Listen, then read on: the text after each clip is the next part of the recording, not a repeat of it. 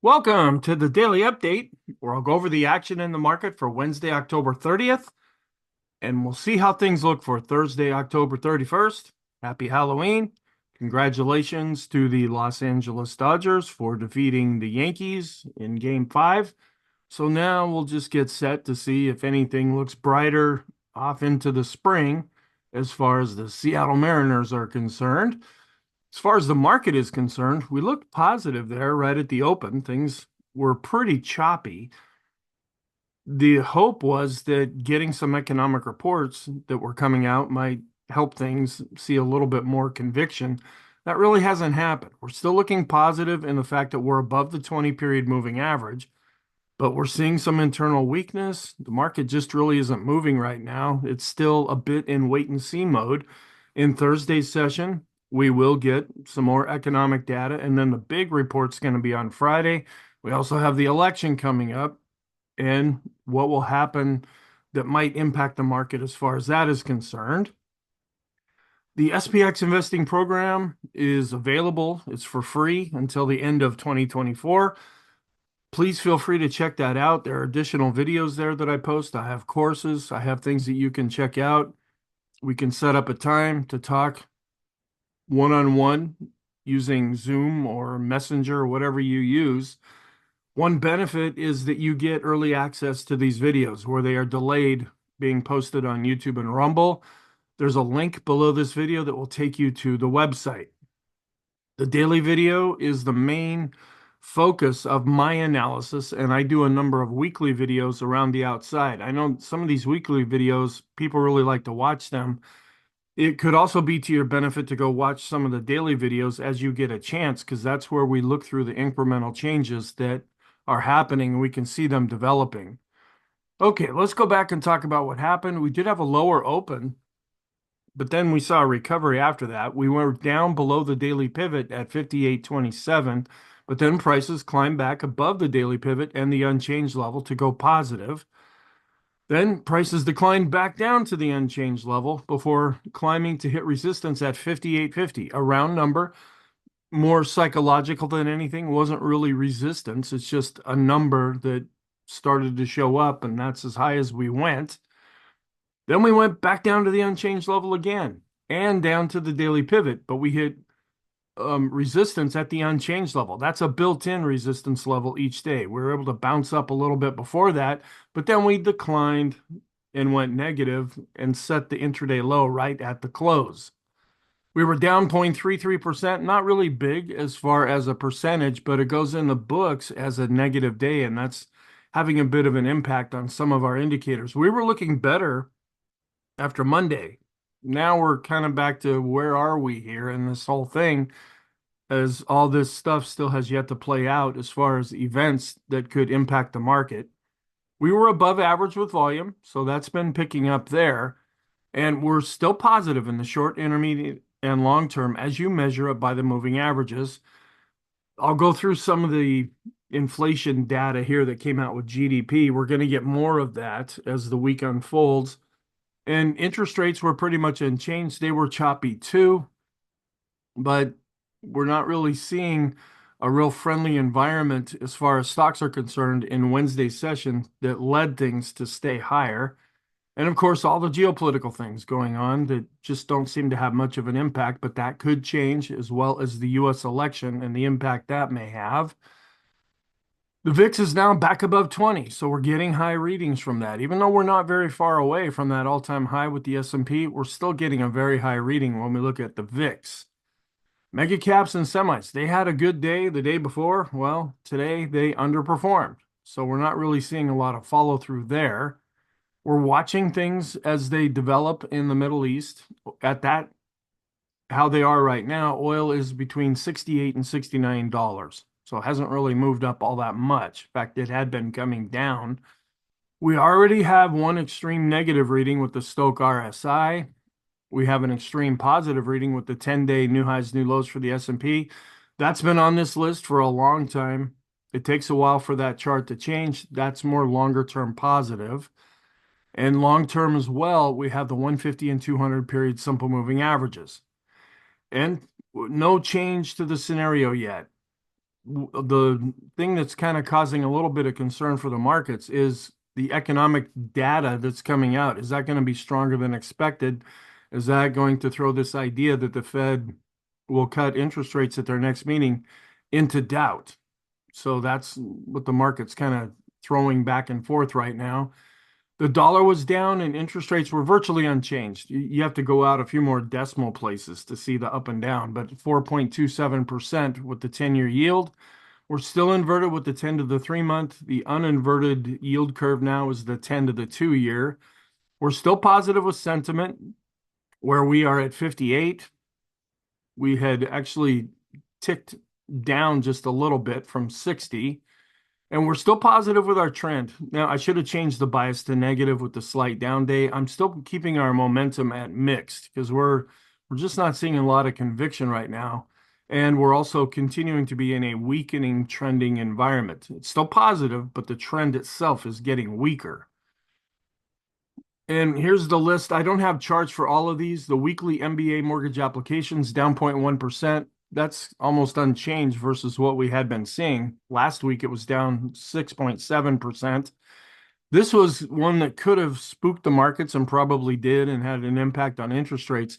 The ADP employment change was at 233,000, a lot more than the 105,000 they had expected and well up from the 159,000 that we saw last time. GDP itself came in a little weaker than expected, but still positive, still showing growth there at 2.8%. They expected 3%. Last time it was at 3%. And here's the inflation component. It was up 1.8%, which is actually less than expected. So you have stronger than expected jobs numbers, according to this report, and weaker than expected inflation. So we're seeing a bit of a mix. The market wasn't really sure what to react to there. Expected inflation to be at 2.3%. Last time it was at 2.5%. Pending home sales up 7.4%, a lot more than the 2.5% they had expected and up from the 0.6% we saw last time. Okay, so here's some charts. This is a chart that we look at every week where the weekly mortgages are negative, but coming up off of them. That we saw interest rates briefly going down there for a while, and that could be helping some of the refinance and purchase mortgages that folks are getting. Here's the ADP employment change, a real big spike, a lot higher than what we've seen recently, and that could spook the markets as potentially being stronger than expected. We'll see how this lines up with the employment situation report on Friday. The real GDP, that's in blue here. It's still positive. That's the takeaway, but down a little bit when you look at it on a quarter over quarter basis. And the deflator, the inflation component, that's also coming down, which the market would take as more friendly.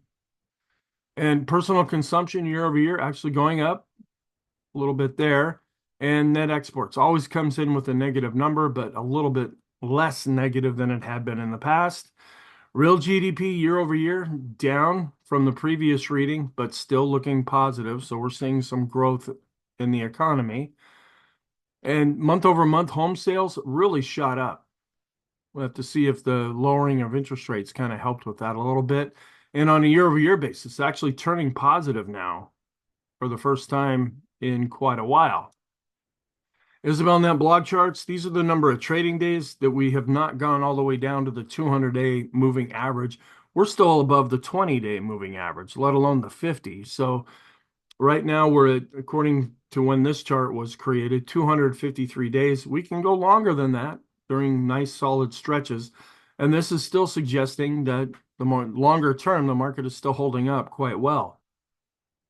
This is based on a strategy that a lot of people implement, the 60-40 strategy, where you put 60% of your money into stocks, 40% into bonds, and it goes through, and it seems like a logical thing, a good way to diversify your portfolio. But there can be decades here, these shaded areas where it really doesn't do very well. The takeaway from this, though, is after we get done with that particular decade, we tend to see a really nice run in the stock market after that. And that's kind of what we've been riding through. The last lost decade was a little bit before 2000 into 2010, and then the nice little run up that we've seen up to the present day. 10-year Treasury yields. This is obviously a few days old. We're at 4.27% with the 10-year yield. Futures market thinks it's going to go up. However, Goldman Sachs thinks it's going to go down. And since we're coming up to the election here, this is according to Polymarket. And I look at a few different websites out there. I tend to follow those rather than all these recent surveys, recent polls, and things like that, because these types of markets that I follow tend to be betting. So you're actually putting money down on this and looking off into the future, where a lot of the polls that we see are actually kind of looking backwards a little bit here. But they're seeing an increased probability of a Republican sweep, meaning the Republican takes the White House and both chambers of Congress there as well. And the Democrat sweep is going down according to this chart. And then who will win? They have Trump going up and Harris going down right now. And that's kind of what we're seeing in some of the polls and some of the other betting sites that I follow.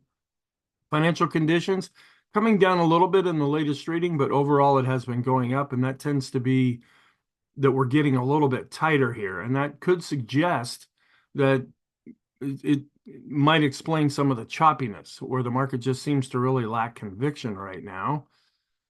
And then gold is going up. The gold bugs the people that really believe in gold. And if you own gold, congratulations. But when you compare it to stocks, as I do in the intermarket analysis video over the weekend, it's not really outperforming by all that much. And so there are cases to be made. Well, why not stay in stocks?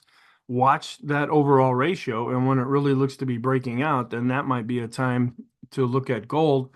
Or if it breaks down, then just stay in stocks. Just not making any advice there, just something to kind of think about. And then I did get a post from Edward Yardeni, and he had some interesting charts to show here.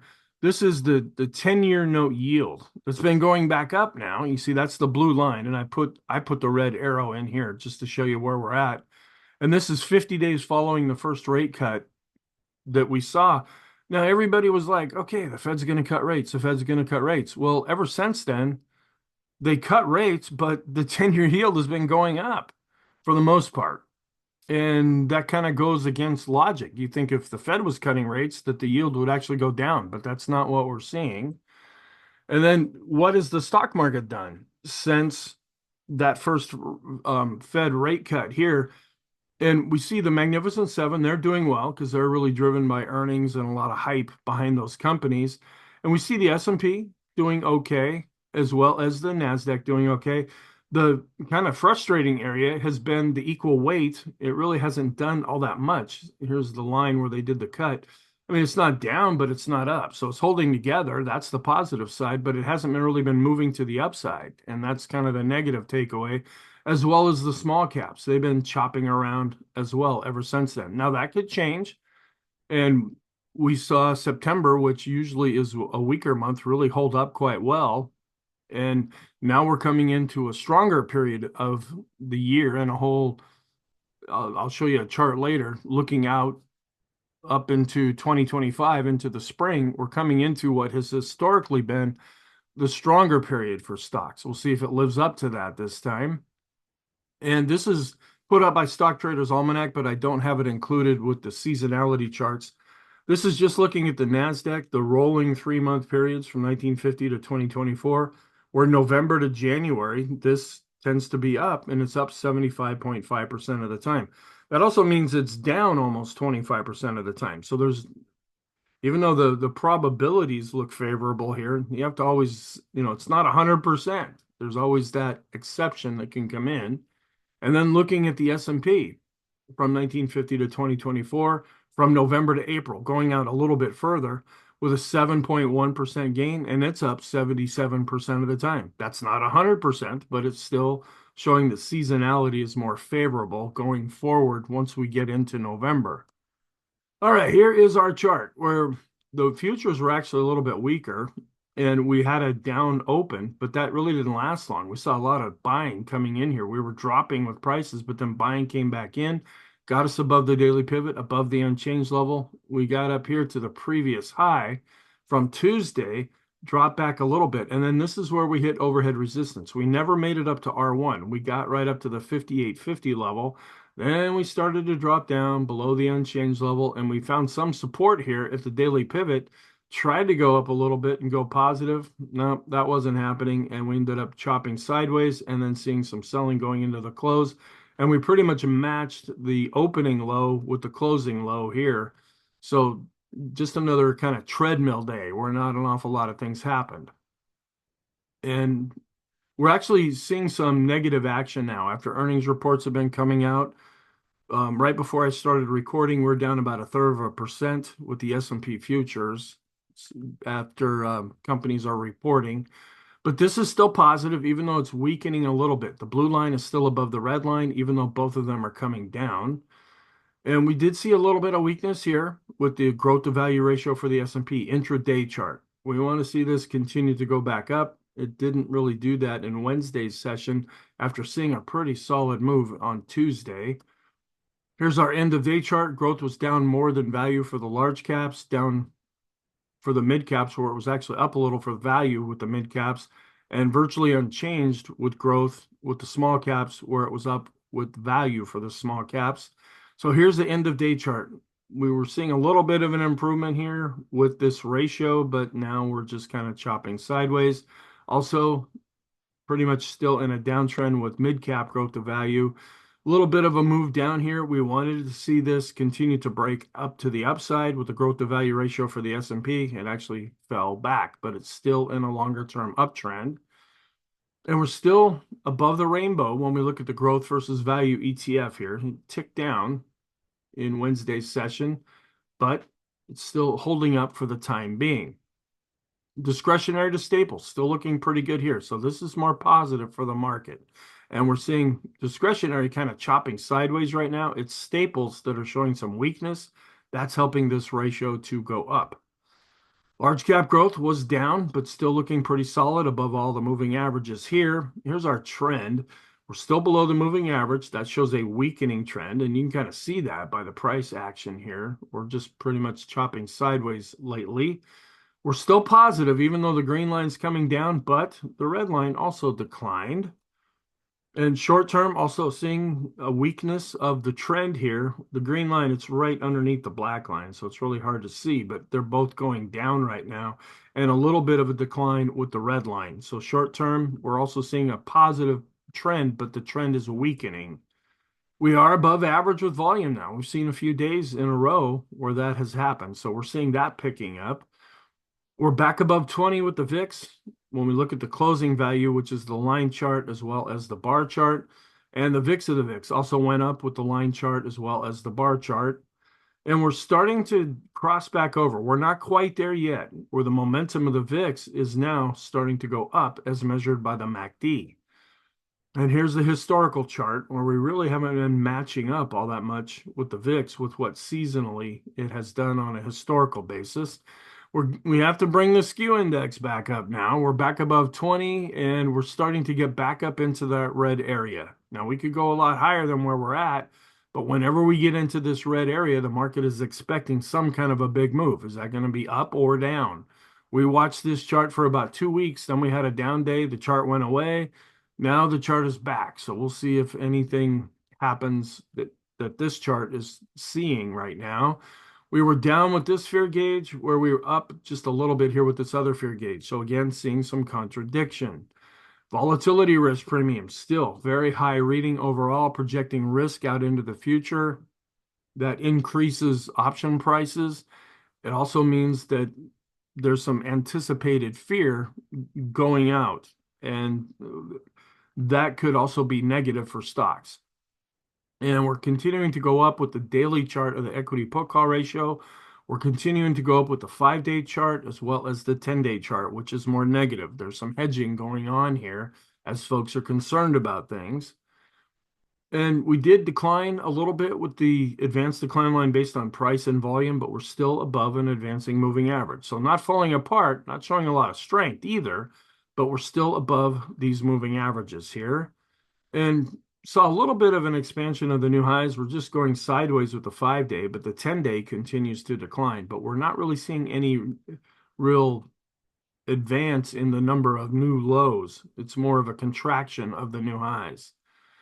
We're still below the midpoint here on a short-term basis with the advanced decline ratio. We're still slightly positive, but we are declining with the intermediate term advanced decline ratio, starting to drop below the moving average with our smart money indicator. This is starting to turn more negative. Whenever we drop below this line, we haven't quite gone below the midpoint here, but this is just a modified MACD, so it's not a real true representation of what's happening here. It's about as close as I can get. And shaken money flow continues to decline. So the red line's going down, the histogram is going down. It's still positive, but could be turning negative unless we see some real buying coming in. Two of our smart money indicators are negative, and we look at the third one, the shaken oscillator. It's also below zero and declining. So those are actually turning negative now. We're declining with the vortex, with the green line. The red line is pretty much flat, but we're still positive since the green line is above the red line. Not much of a change here with the cumulative advanced decline line for the S&P based on price or volume. Just kind of chopping around. Seeing a little bit of a disconnect here with the NYSE advanced decline line. It's going down. Now, this is the S&P 500 price, and this is the advanced decline line. So they're two different things. We just matched them up here to see, are they going in the same general direction? Well, they had been for a while. Now we're seeing a little bit more weakness in the broader market. Here's the cumulative advanced decline line for the NYSE, where we saw a little bit of a decline there as well, but still above an advancing moving average. Also still above the moving average with the regular NYSE advanced decline line. Also still above the moving average here. Now I show two advanced decline lines because they're calculated in a slightly different way. Common stock on the NYSE, just chopping around right now based on price and volume. And still above the moving averages, though, with the advanced decline lines. When we look at the NYSE common stock, S&P, mid caps, and small caps. So that's holding up for right now. We're still negative with the stocks that are above their 20-period moving averages inside of the S&P, since we're below 50. We ticked back up a little bit with those stocks above their 100-day moving average, and we're flat with those stocks above their 50-day moving average. Okay. And then declining a little bit with those stocks above their 200-day moving average. So not really much to see here on the daily chart. We're just more or less chopping sideways, seeing a lot of Christmas going on as we're seeing a red, green, just like the TV show. But we are picking up a little bit above the moving average. And we were flat with the 20-period moving average study, 50, and pretty much flat with the 200-period moving average study. So not a lot of change there. We're coming down and getting extreme negative again here with the Stochh RSI, a very touchy indicator, which suggests the momentum is a more negative. And we're dropping below the midpoint with the Williams percent R. This is also very touchy, but we really only pay attention to this when it's extreme positive or negative. The CCI 14 is dropping below the midpoint, and the CCI 20 is still above the midpoint. We're not getting any extreme readings with the stochastics, dropping below the midpoint in the short term. So that's more short-term negative. Coming down, but still slightly positive in the intermediate short term, declining, but still holding up a little better with the long short-term stochastic. And we went back to being slightly negative with the force index, dropping below the lines here, but the lines are also continuing to go sideways until we really break to the downside or bust back up to the upside. These lines are going to continue to chop sideways, but we're still above the simple and exponential 20-period moving averages here. That means the short-term trend is holding up. We're still above the midpoint with our standard deviations chart. We've dropped negative now with the balance of power. We're still below the lines here, the blue line, but the red line is still above the blue line. That's positive. But the fact that we're below based on price, both lines, that is showing a little bit of weakness with our 50-day moving average. Still positive with the go, no go with the darker blue bars. Still above the midpoint with the highest high value chart. Still declining with the TTM squeeze, and it has been consistently declining even after the S&P had been going up. A negative divergence there. And we're flat, but still positive with the ease of movement. We're flat with the Erin indicator, but still positive. We're still below zero with the McClellan oscillator for the S&P. It ticked up just a little bit, but it has to get above zero for the summation index to turn up. So we're still declining with the summation index based on price and volume. That's negative. Still below zero with the NYSE McClellan oscillator. It showed a little bit of an improvement, but still below zero. So we're declining with the summation index based on price and volume. And this is potentially encouraging. We're negative with the Swenlin trading oscillator based on price and volume since we're below zero. But over the last couple of days, it's been showing some improvement. Momentum, though, is negative. PMO is going down. We break it out based on price and volume. Those are both negative. Pretty much flat here with the PMOs that are rising, flattening out a bit with the buy signals, but still declining to slightly flattening out with the PMOs above zero. And we've gone from positive to negative with the Elder's impulse system for the S&P. Even though we really haven't been going anywhere as far as price, it's picking up some movement here. But we're still positive with the parabolic SAR with the dots underneath. But momentum in the short term, slope, starting to look more negative. MACD is also looking negative. So all of our short, intermediate, and long-term oscillators are now looking more negative to show the negative momentum, or you could say a lack of positive momentum. Also, the Copic curve is looking more negative with the momentum here. We're flat, but no longer extreme with the Sean trend meter, declining, but still above 50 with the money flow, dropping negative now with the ultimate oscillator, declining, but still above the moving average with on-balance volume. And I show this chart, not that I'm a huge fan of on-balance volume, because if we have an up day, all the volume is counted as positive. If we have a down day, all the volume is counted as negative. It's a lot of the indicators that we use are based off of this indicator. And this is one of the oldest technical analysis indicators. And we're declining a little bit, but still positive with the RSI 14 as well as the RSI 9. Still above the moving averages here. And looking more negative now. We dropped below 70 with the bullish percent index, and it's continuing to decline. So that is an actual sell signal. Also declining with the NYSE bullish percent index, but we saw a bit of an improvement with the NASDAQ 100 bullish percent index, and it's still above 50. Still dangling around these 20-period simple moving averages, the open, high, low, close. Looks like they've been providing some areas of support as we've been chopping sideways. And we're seeing a lot of doji type candles here, which means indecisiveness with the Heiken Ashi. We're still negative with the Kagi chart. The red, it's turned red and it's pointing down, but we're still positive with the Renko chart, and we're positive with the 3-line break chart. Long term, still above the red lines here with our 150 and 200-day simple moving averages, showing good longer term momentum. Still positive across the board with the Keller market model on all the different time frames and indexes. Positive with bonds in the long term, but negative in the short and intermediate term based on price. Commodities are still negative in the short and long term, and the dollar is in an uptrend in the short and intermediate term, but still in a downtrend longer term. And we're kind of split here as far as what sectors were up and down. We saw communication, which is a growth area, that led the way higher, where discretionary, we want to see that doing better. The ratio between discretionary and staples is doing good, but it's because staples actually declined a little bit more. And tech, it ended up being down the most. This is the big growth area that we want to see do better than it did in Wednesday's session.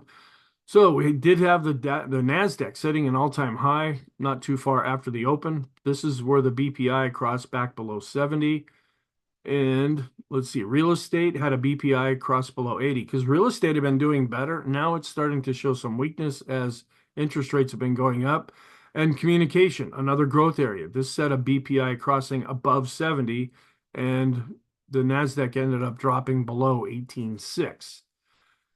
And we're seeing a little bit of a disconnect here that kind of lines up with the Edward Yardeni chart that I was showing. Now, it's not that the S&P is really going all that fast right now, but the equal weight is starting to come down. Yes, these are on different scales, but when they're matched up more and with each other, that means that the equal weight version is performing at least as well as the S&P. We're not really seeing that right now. The Dow was down again, coming off of a recent all-time high, but it's still above its 50-day moving average. The diamonds continue to be negative for the Dow when looking at the Elder's impulse system. The NASDAQ, and we're watching this dashed line here. That's a pivot point. We came right up to that, and that set the high for the NASDAQ. The NASDAQ tends to really focus on these pivot points. That's why I put them on this chart. We hit the high there, and then we came down and closed well off of the high in Wednesday's session. We're not quite as close to any of these pivot points with the NASDAQ 100. So if we really do see an up or down move, we'll be watching these levels. And we've gone from positive to neutral with the Elder's Impulse system for the Qs. The momentum is trying to improve, but we're still just a little bit under the moving average here with the NASDAQ 100 as measured by the PPO momentum indicator. And small caps were unchanged. They ended up not really going anywhere. When we look at the Russell 2000 small caps, still slightly above 50 with the RSI, still above the 50-day moving average. So that part is holding up, but the momentum for the small caps is negative as measured by the MACD. But we still continue to be positive on a trending basis according to the Elder's Impulse system. Mid caps also were down slightly, closing pretty much off of their high here. Gone from positive to neutral with the mid caps when looking at the Elder's Impulse system. The Wilshire just chopping more or less sideways as well. And we're chopping sideways right now with the total US stock ETF. It's kind of chopping around with the staples to tech ratio here. The fact that this is going down, as I've been pointing out, that's positive. That means tech is outperforming. If this goes back up and we're in an uptrend, that means staples are outperforming tech. So overall, this chart tends to be better for tech. But if this really starts to go back up, that would be more negative. Financial sector was up and still looking pretty solid there. The FANG index was down 1/3%, but still above its 50-day moving average. Apple was down over 1.5%, still above its 50-day moving average. Amazon was up 1%, even though it closed at the low for the day. Microsoft was up 0.13%, still trying to bounce up off of its 200-day moving average. Google was up 2.82%, but closed right at the low of the session. Meta was down 0.25%, still looking pretty solid here. NVIDIA was down 1.36%, just coming off of setting an all-time high. Tesla was down 0.75%, but still above its 50-day moving average. Netflix was down 0.75% too, just kind of chopping sideways since it came out with that monster earnings report. And not seeing much of a change, but an overall improvement when we look at U.S. versus world stocks here in the short term. Still seeing that correlation deteriorate in the longer term. Oil is up now, is in the 68 range or so. We're watching to see if there's some kind of a spike because of things that are happening geopolitically. And the dollar ended up being down, but it's above its 200-day moving average. Now, the way I measure it here, we're still in a downtrend, but the longer we stay above both of these lines, that could turn to an uptrend. A stronger dollar usually pressures stocks. And we were down just a little bit here with the 10-year yield. We were up just a little bit with the 10-year based on price. Actually, this was down too. So we were down based on yield. We were down based on this ETF. And that has to do with how these ETFs are calculated to have them both negative when usually they move in opposite directions. And our growth to value ratios still holding up okay for right now. The Qs to S&P still above the moving average. Still above the moving average with discretionary to the S&P. Large cap growth is still above the moving average when compared to large cap value. So the large caps, mid caps, small caps showing some weakness, coming back down to their moving average. And the S&P to utilities ratio, it's just kind of really chopping lately. We want this to go up, meaning that the S&P is outperforming utilities. Overall, this has pretty much been going down, and that's been putting some pressure on the S&P, at least preventing it from going higher, not necessarily breaking lower to this point. We're still going down here, and that's positive for the S&P. The staples to S&P ratio continues to decline. That is more positive for the S&P. So what's our outlook for Thursday? We're still positive. We're still above the 20-period moving averages, but we're seeing this weakness that is creeping into the market. It was looking a little bit better after Tuesday. We were seeing some strength coming in, but we were still seeing weakness at the same time, and that's what's giving us the mixed picture right now. And we did get earnings from Google. We had earnings from Meta and Microsoft, and the market will be able to react to, or did react to that. And then Apple and Amazon will be coming out on Thursday. This is kind of a big day for economic reports with the weekly jobless claims as well as continuing claims. Personal income and spending, a big report there. It's going to be core PCE. This is the main inflation component that apparently the Fed pays attention to. the Chicago PMI, as well as the employment cost index. And then all the crazy stuff going on, including the US election, and if that will have an impact on the market. So then on Friday is when we're going to get the employment situation report. We're going to get the final reading of global manufacturing, and we're going to get ISM. These are all three pretty big reports, with the employment situation report getting most of the headlines. We'll be watching the numbers there, and the market will react. And these reports that we're seeing for Thursday and Friday, this might be why the market is just treading sideways, but we're still above average with volume. Here is the block for Thursday's economic reports. Seasonality, neutral to negative with the Dow and NASDAQ, neutral to positive with the S&P. So no real advantage either way there. This is the Carson cycle composite, just showing their cycle and how it tends to go up, and then what has been happening thus far in 2024. Where the first half of November is positive, but not quite as half as the second half of November when you go back to 1950. And we'll be on the last trading day of the month, Halloween here, where we do see some positive seasonality during an election year for the S&P. Thursday, one of the better performing days, at least in 2023, and it's been the best performing day so far in 2024. We're dropping off here with the blackout period with those companies that they can't come in and buy their own stock because they're reporting earnings, but that's starting to get lesser and lesser as the impact is decreasing. And then looking from November to April, the best 6 months of the year, up 7.1%, 77% of the time. And this is a newer chart here. This is how does the S&P react around the presidential election. What they're showing here is that we typically see things going down, then we have the election, and then boom, it's off to the races after that. We'll have to see what happens, but it excludes 1948. Of course, you all remember that because it was right after the end of World War II. Okay, and then I was showing this chart for October where we're negative during an election year. Didn't really play out that way this year.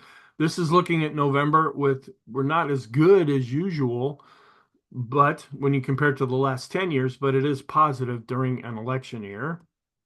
And then going back to 1950, the S&P is up 11 out of 18 times, down 7 out of 18 times with an average return of 2%.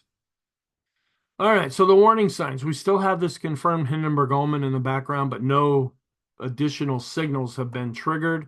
We're watching staples, utilities, and healthcare. We're watching energy more for geopolitical reasons. The 5 and 10-day equity put call ratio charts are going up. Accumulation distribution, the Chaikin money flow, and the Chaikin oscillator. Our smart money indicators have now switched over and are looking more negative at this time. The 20-period moving average study for the S&P, the Swenlin trading oscillator, the McClellan oscillators and summation indexes for the S&P and NYSE. Those are negative. And the momentum oscillators that we follow and the Copic curve are negative for the S&P. Growth to value, it's holding up better with the large caps, but not as good for the mid caps and small caps. The discretionary to staples ratio, it's showing an improvement, mainly due to some recent weakness in staples. And the momentum, I haven't switched that over to positive yet until we cross above that moving average. Positive signs, our advanced decline lines are still holding up. We're still positive with the bullish percent indexes, but the context of the S&P and the NYSE is that they're declining now. We're seeing a little bit of a turn up with the NASDAQ 100 bullish percent index. Parabolic SAR is still positive. The vortex is positive. The money flow, ease of movement, and ultimate oscillator. Those are still positive. And the financial sector continues to be positive. Actually, here, the ultimate oscillator is actually turned to negative. I didn't change that over. So that's a mistake on here. So our conclusion, we're still seeing weakness even though we're positive, and positive measured by the moving averages. Growth is holding up for now, especially when we look at the large caps in the S&P 500. In the short term, we're positive and still above those 20-period moving averages. In the intermediate term, we're still positive there, but we have that Hindenburg-Ullman in the background. Weakness is still developing, but growth is holding up for the large caps for right now. We are still positive in the long term. Thank you. I hope you found this helpful. Have a really good day, and I will talk to you in the next video.